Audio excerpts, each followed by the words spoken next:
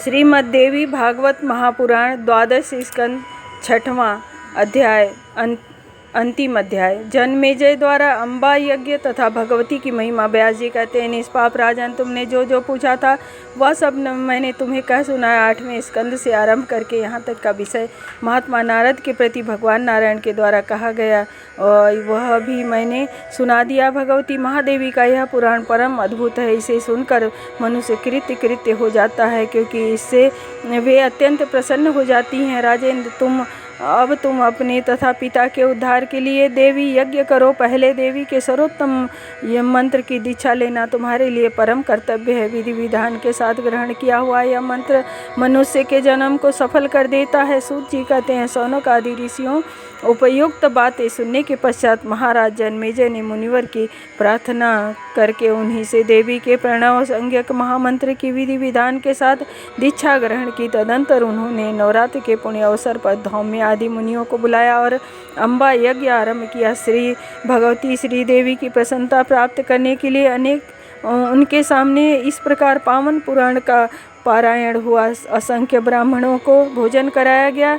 सुवासिनी स्त्रियों, कुमारी कन्याओं और ब्रह्मचारियों को भी भोजन दिया गया तथा दीन और अनाथ भी भोजन से तृप्त हुए। राजा ने द्रव्य प्रदान से उन सबको अत्यंत संतुष्ट कर दिया। जिस समय महाराज जन्मेजय यज्ञ समाप्त करके अपने स्थान पर विराजित हुए, उसी समय आकाश से मुनिवर नारद जी वहां पधारे। मुनिवर नारद जी को देखकर आश्चर्य युक्त हो महाराज आसन से उठ गए। उन्होंने आसन आदि उपचारों से मुनि की पूजा की। तत्पश्चात वे कुशल प्रश्न करके पधारने का कारण पूछने लगे। नारद जी ने उनसे कहा, राजेंद्र, आज मैं देवलोक में एक महान अद्भुत दृश्य देखा है। वही तुम्हें बताने के लिए परम विस्मित होकर यहाँ तुम्हारे पास आया हूँ। राजन, तुम्हारे पिता का शरीर अत्यंत दिव्य हो गया है और उन्हें बड़े बड़े देवता और अप्सराएं से सबोर से भली भांति उनकी स्तुति कर रहे हैं। उत्तम रथ पर बैठकर वे अब मणिद्वीप को पधार गए हैं। यह सब कुछ इस देवी भागवत के ही श्रवण का फल है। तुम्हारे द्वारा देवी यज्ञ संपन्न हुआ, जिसके फलस्वरूप तुम्हारे पिता की परम सद्गति हो गई। राजन, तुमने अपने पिता का उद्धार किया है, इससे आज देवलोक में तुम्हारी महान कीर्ति का विस्तार हो रहा है। सूत जी कहते हैं, ऋषियों नारद जी के वचन सुनकर महाराज जन्मेजय का हृदय प्रेम से गदगद हो गया। वे अद्भुत कर्मा व्यास जी के चरण कमलों पर पड़ गए। उन्होंने कहा, भगवान, आपकी कृपा से ही मुझे इस कार्य में सफलता प्राप्त हुई है।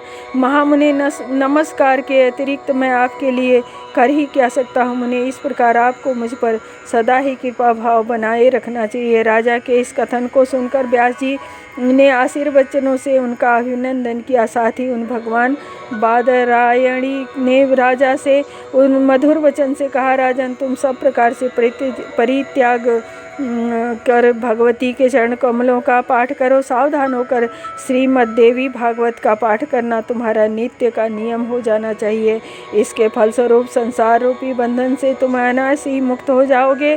इसके पाठ से वेद पाठ के समान पुण्य प्राप्त होता है। तो श्रेष्ठ विद्वानों को चाहिए कि वे यत्नपूर्वक इसका पारायण करें। इस प्रकार कहकर मुनिवर व्यास जी पधार गए। फिर धौम्य आदि मुनि भी यथास्थान चले गए। सूत जी कहते हैं, ऋषियों, देवी के मुख कमल से सर्व खलविद में वाहम नान्यदसी सनातनम, यह जो आधा श्लोक कहा गया था उसी का श्रीमद्देवी भागवत नाम पड़ा। यह पुराण वेद के सिद्धांत का बोधक है। बट के पत्र पर शयन करने वाले विष्णु के प्रति देवी ने इसका उपदेश किया था। इसी का सर्वप्रथम नारद जी ने 100 करोड़ श्लोकों में विस्तार रूप से वर्णन किया। तत्पश्चात वेद व्यास जी ने सुखदेव जी को पढ़ाने के लिए इसके सार भाग को एकत्र करके 18,000 श्लोकों के इस पुराण की रचना की। इसे 12 स्कंधों में सजाया। उसी समय इसका नाम श्रीमद्देवी भागवत रख दिया। यह पुराण अब देवलोक में वैसे ही विस्तृत रूप से है। इसके समान पवित्र, पापनाशक और पुण्यप्रद दूसरा कोई पुराण नहीं है। पुराण का प्रवचन करने वाले विद्वान की वस्त्र, आभरण आदि से पूजा करनी चाहिए। उनके मुख से इस पुराण का श्रवण करें। मुने स्वयं अपने हाथ से लिखकर या लेखन द्वारा लिखवाकर भाद्रपद की पूर्णिमा के पुण्य अवसर पर पुराण वेत्ता विद्वान के लिए दान कर दें। फिर दक्षिणा के लिए दूध देने वाली अलंकार से युक्त सोने के हार से विभूषित सवत्सा कपिला गौ व्यास को अर्पण करें। कथा समाप्त होने पर जितने अध्याय हैं उतने ही ब्राह्मण को भोजन कराना आवश्यक है, उतने ही सुवासिनियों को, बटुकों एवं कुमारियों को भोजन कराना चाहिए। उन सब में देवी की भावना करके वस्त्र और आभरण आदि से उनकी पूजा करें। चंदन, माला और पुष्प आदि से सुपूजित करके उन्हें उत्तम पायस, अन्न, भोजन कराएं। इस पुराण के दान से पृथ्वी दान का फल प्राप्त होता है। ऐसा पुण्यात्मा पुरुष इस लोक में सुख भोग कर अंत में देवी के लोक में चला जाता है। जो इस श्रेष्ठ देवी भागवत का नित्य श्रवण करता है उसके लिए कभी कुछ भी दुर्लभ नहीं है। इस पुराण श्रवण के प्रभाव से अपुत्री पुत्रवान, धनार्थी धनवान और विद्यार्थी विद्वान हो जाता है। जगत में उनकी कीर्ति फैल जाती है। वंध्या, काकवंध्या अथवा मृत वंध्या आदि दोषों से मुक्त स्त्री इस पुराण के श्रवण से दोष मुक्त हो जाती है, इसमें संशय नहीं है। जिसके घर में भली भांति सुपूजित होकर यह पुराण स्थापित रहता है उसके गृह में लक्ष्मी और सरस्वती कभी नहीं छोड़ती। बेताल, शाकिनी और राक्षस आदि की दृष्टि उस ग्रह पर कभी नहीं पड़ती।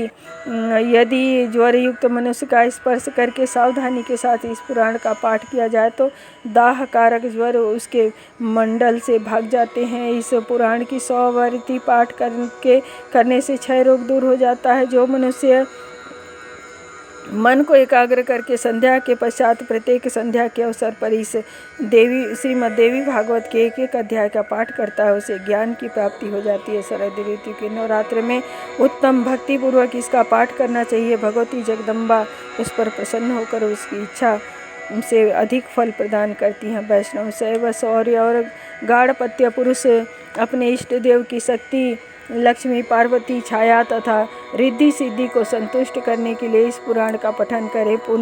मुने वर्ष में आषाढ़, आश्विन, माघ और चैत्र इन मासों के शुक्ल पक्ष में 4 नवरात्र होते हैं। वैदिक पुरुषों को चाहिए कि अपनी गायत्री को प्रसन्न करने के लिए इन चारों नवरात्रों में नित्य इस पुराण का पाठ करें। जो भगवती सच्चिदानंद स्वरूपिणी हैं वे ही भगवती गायत्री के नाम से विख्यात हैं। उन्हें ह्रीमयी जगदम्बा को मैं प्रणाम करता हूँ। वे हमारी बुद्धि को सत प्रेरणा प्रदान करने की कृपा करें। नैमिषारण्य में निवास करने वाले तपोधन मुनियों ने पुराण वेत्ता परम श्रेष्ठ सुरजीत का यह कथन सुनकर बड़े समारोह के साथ उनका सम्मान किया। सबका हृदय प्रसन्नता से खिल उठा। भगवती जगदम्बा के चरण कमलों की उपासना करके इस पुराण के प्रभाव से उनकी सारी लौकिक आकांक्षाएं शांत हो गई। मुनियों को कथा सुनाने में सूत जी ने जो परिश्रम किया था उसे क्षमा करने के लिए उन्होंने कहा, तात इस संसार रूपी समुद्र को पार करने के लिए हमारे लिए आप ही नौका हुए हैं।